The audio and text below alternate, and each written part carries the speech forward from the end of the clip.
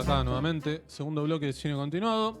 Cambió la perspectiva, cambió la subjetiva. Hay como una ahí está, y volvimos a el plano dividido. Bien.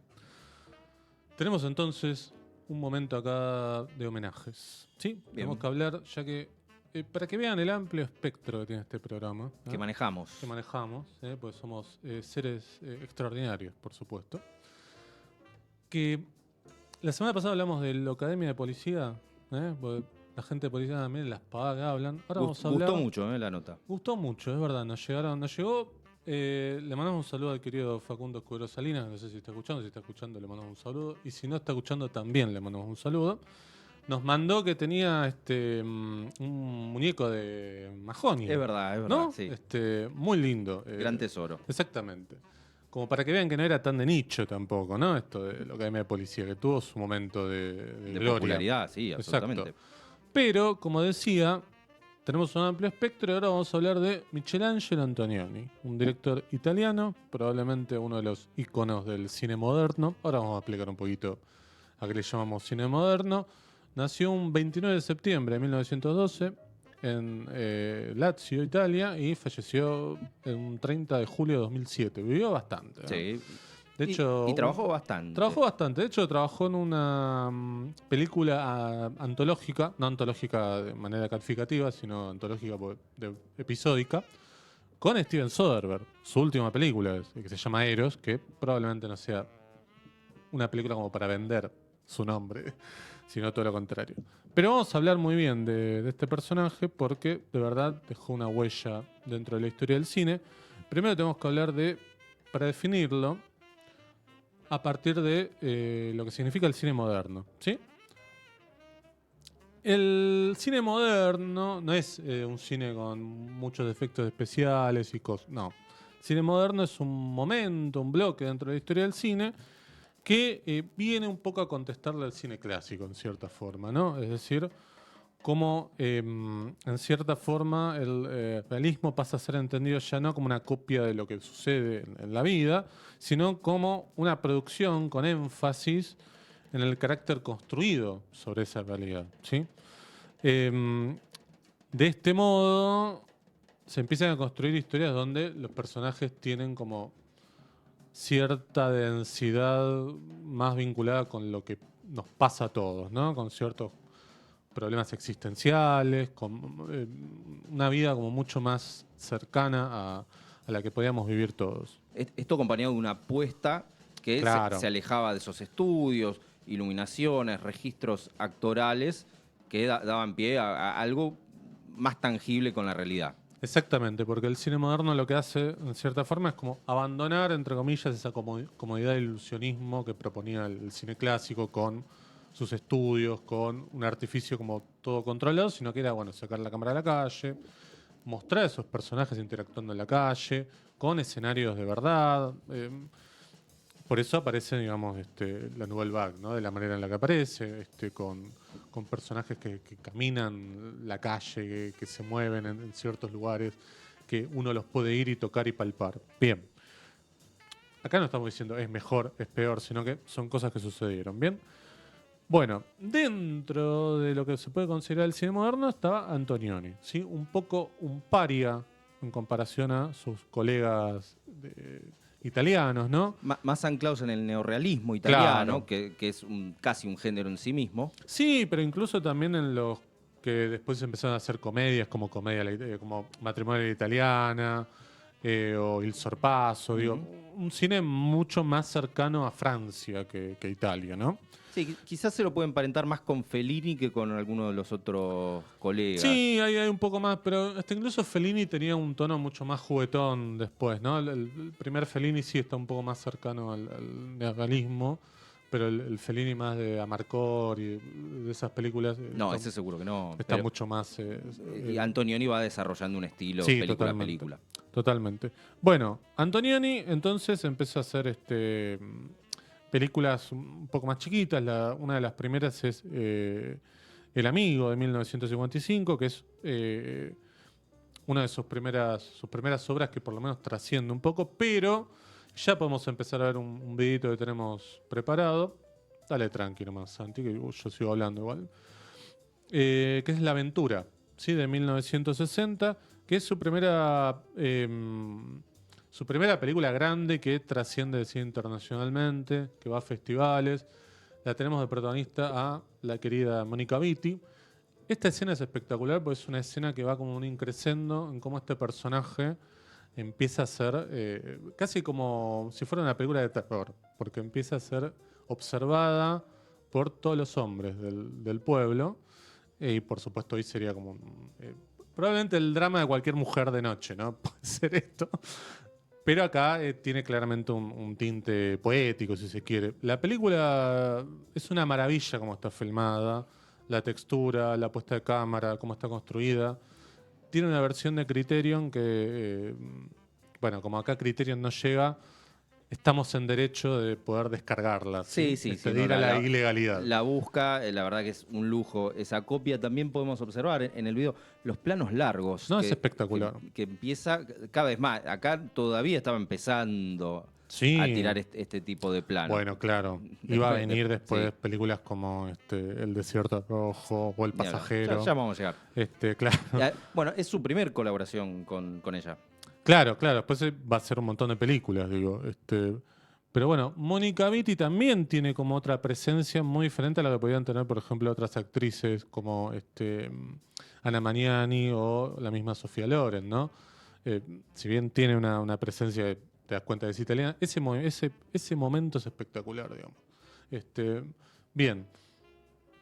Pero tenía otra presencia también, como que estaba adaptada para las películas de Antonioni. Tenía ese toque cálido ella también, ¿no? Sí, él solía decir que, a diferencia del neorrealismo, él trataba de mostrar más a cierta burguesía, Sí. porque él de algún modo pertenecía a una clase media, no tenía problemas económicos. Él mostraba este tipo de personajes. Claro, exactamente. Y sobre todo siempre alguna alineación, eran seres que estaban perdidos en la vida. Exactamente. Por eso digo el tema de la cuestión existencial en ciertos personajes y claramente lo que vos decís es así. Él provenía de una familia acaudalada o por lo menos bien posicionada económicamente y... Lazio es la zona. Claro, Lazio es la zona top de Roma, sí, ¿no? para decir otra cosa de su equipo de fútbol. Sí. Cuestión que Antonioni empieza como a explorar un poco más su cine a partir de ciertos personajes, de ciertas historias. Hasta acá había hecho películas solamente en blanco y negro, pero la película Deserto Rosso o Desierto Rojo en 1964 es la primera que hace en colores. Tremendo color. De algún modo tiene una especie de trilogía que son La Aventura, La Noche y El Eclipse. Claro. No son trilogía en el sentido pero rígido, pero son películas que van de la mano. Todas tratan temas similares y son bastante recomendables. Sí, La Noche está ambientada en Milán, por ejemplo. Claro. Es espectacular. Sí, son películas que hasta incluso las podés ver sin escuchar los diálogos, digo, las disfrutás muy bien.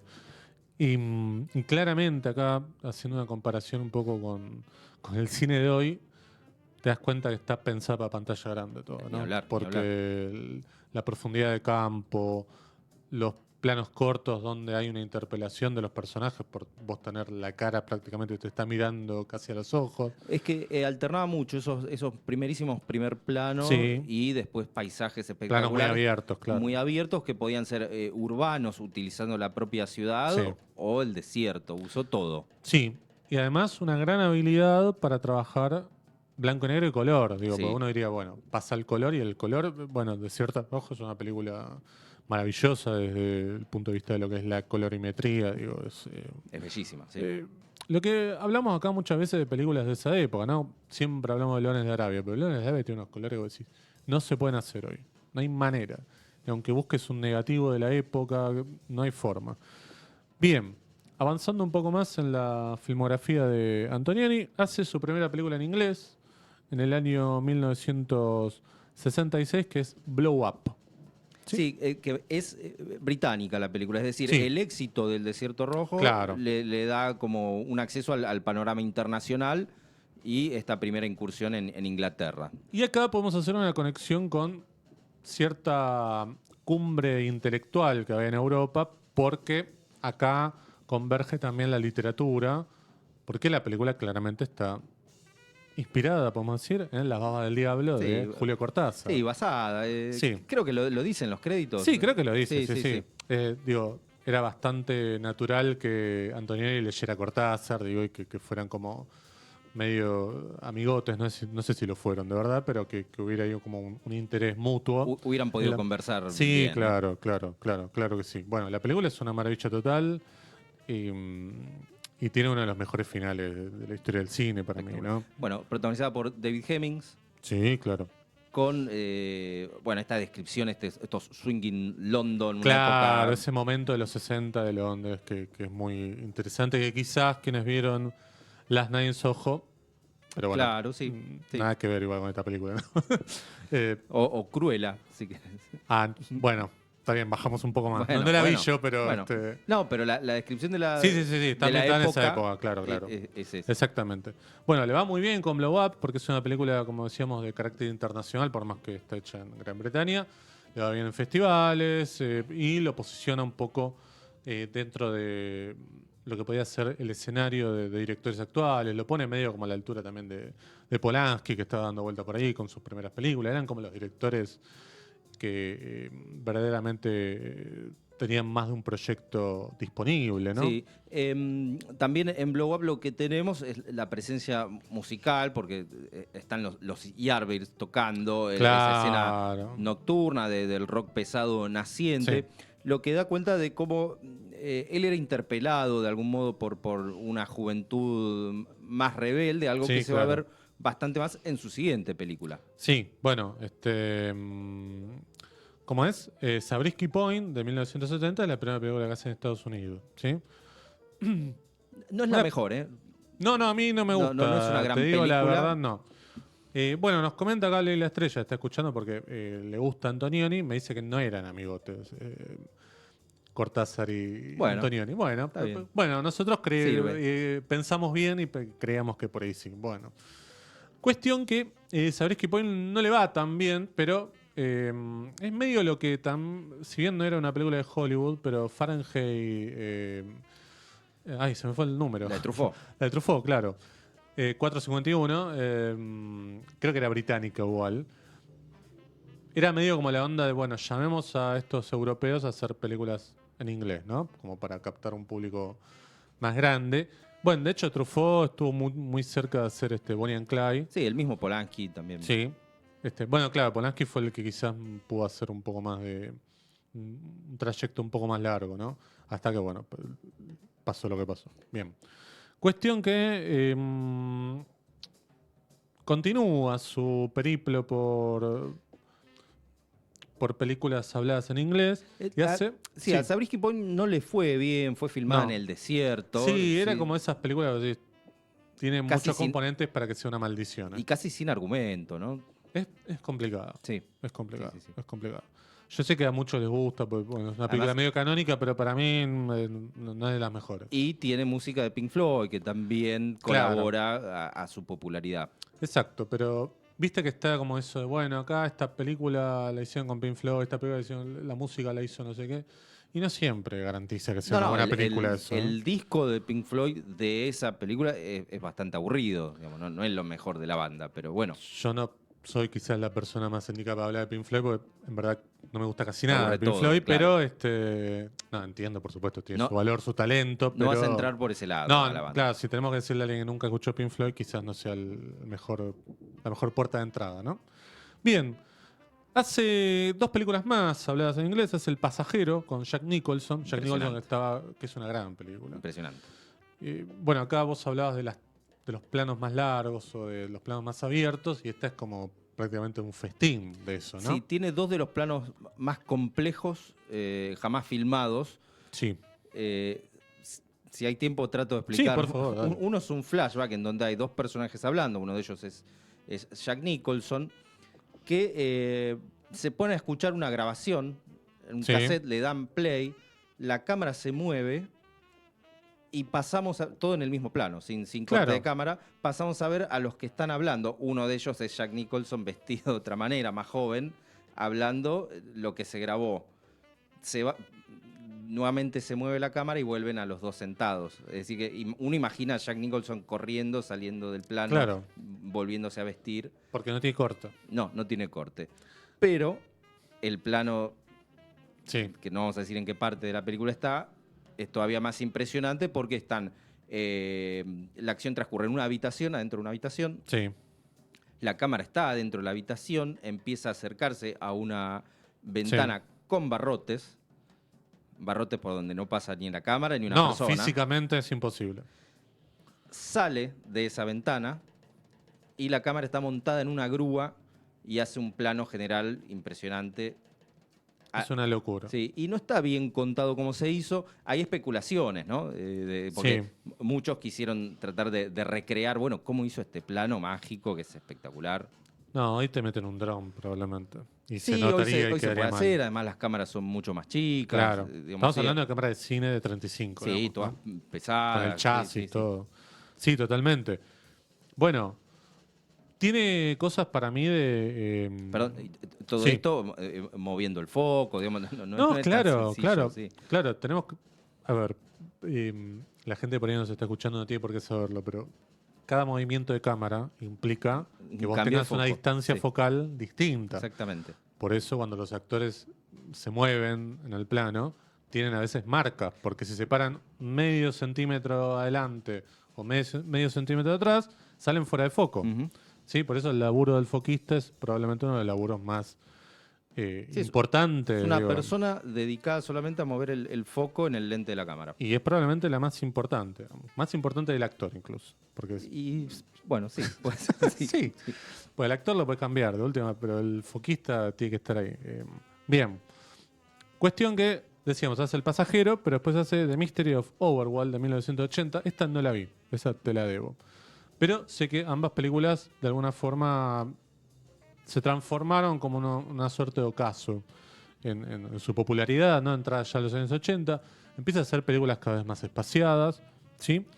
Y las últimas, para mí, son olvidables, digo. Sí, más experimentales.